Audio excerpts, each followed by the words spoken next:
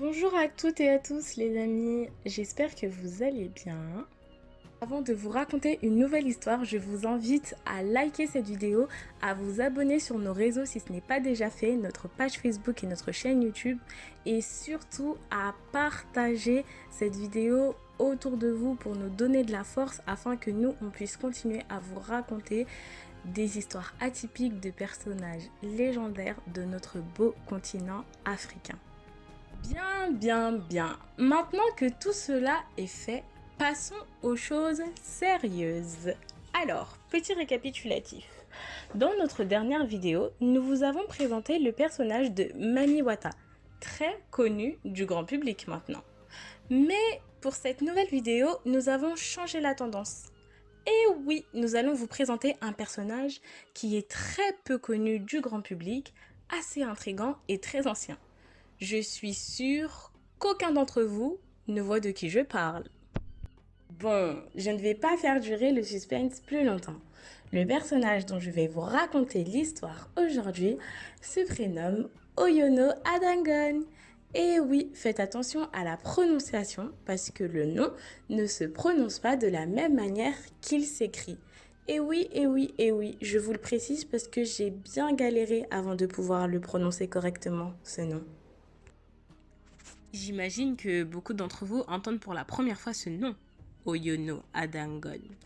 Vous vous demandez même bien qui est-il et d'où vient-il et pourquoi n'est-il pas connu comme Mami Wata ou encore comme Eshu par exemple.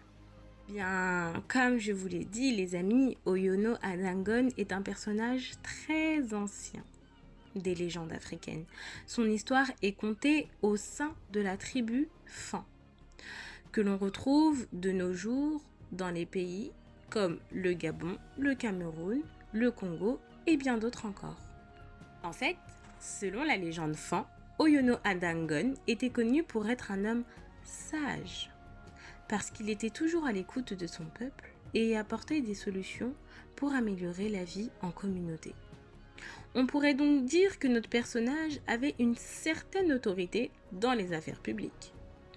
Apparemment, durant le XVe siècle, Oyono et son peuple traversaient le continent africain du nord vers le sud.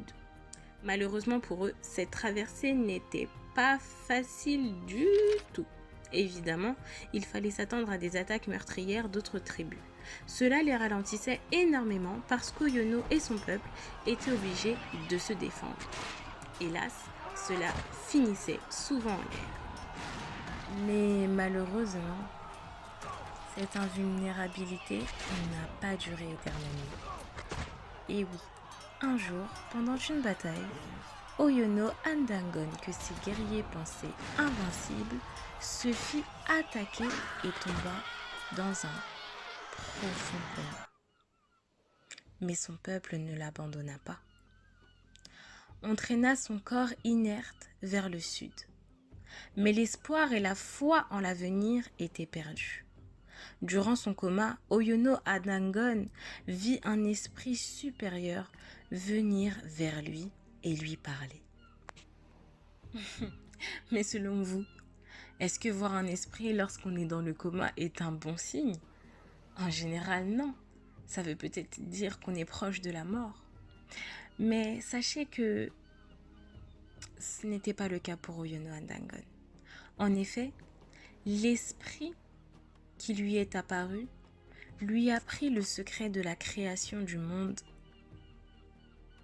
Et ce dernier lui remit également un instrument de musique qui était censé venir réveiller le peuple Fan afin de leur redonner espoir par des chants et des histoires fabuleuses.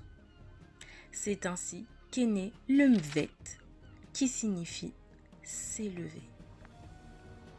Lorsqu'Oyono se réveilla de son coma, il expliqua sa rencontre étrange avec l'esprit et se mit à fabriquer l'instrument de musique qui lui avait remis.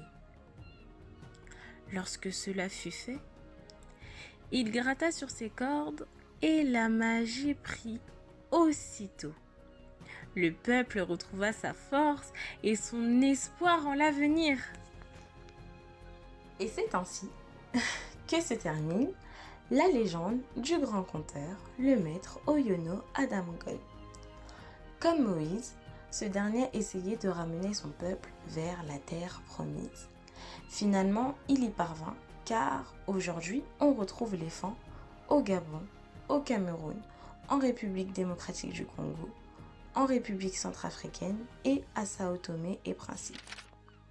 Voilà les amis, j'espère que vous avez aimé notre vidéo. N'oubliez pas de liker et de vous abonner car la culture africaine a plein de mystères et nous sommes là pour vous les révéler.